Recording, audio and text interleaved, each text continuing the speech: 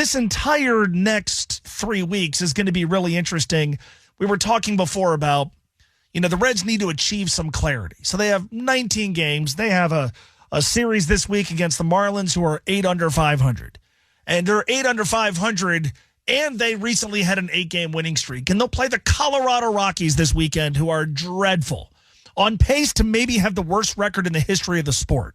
By the way, yes, Sandy Alcantara is going to pitch on Wednesday. His away ERA this year is 9.95. You got to win.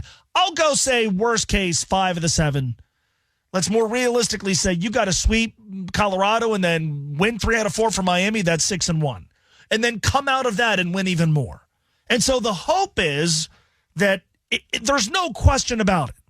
Like, we wake up on the morning of July 31st and we can look at the standings, and we're not having to do mental gymnastics to convince ourselves that the Reds are in contention, that it's not even a debate.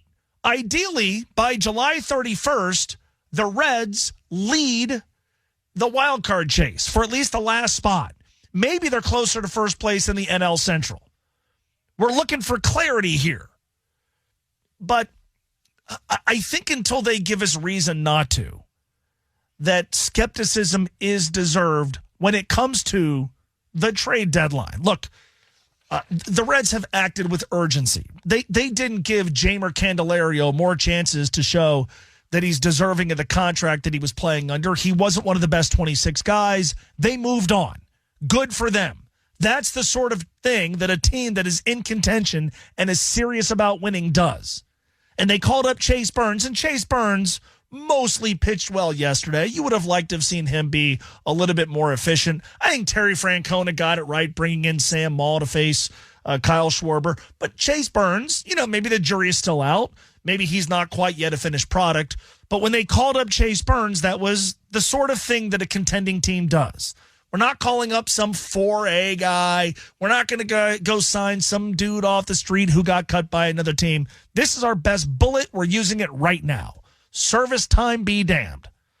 So perhaps those two things tell you that the strategy around the deadline, as long as they don't crater, as long as they don't just totally fall on their face, is going to be one of aggression. They're going to really go for it. Maybe, and I hope that that's the case.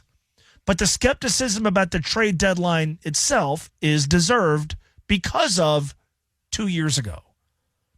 And maybe you get tired of me bringing up 2 years ago, but it's worth repeating. At the trade deadline 2 years ago, the Reds were in first place.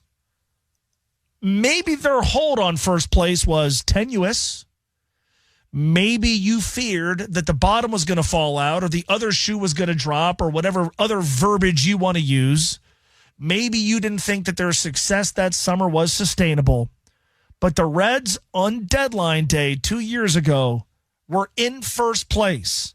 You didn't have to squint. You didn't have to convince yourself that they're in contention because they were. They were in contention.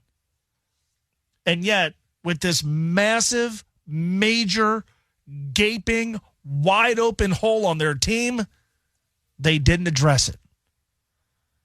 It's worth mentioning they did make a trade deadline deal, and a good one. They acquired Sam Maul, who pitched effectively for the Reds the remainder of the 2023 season.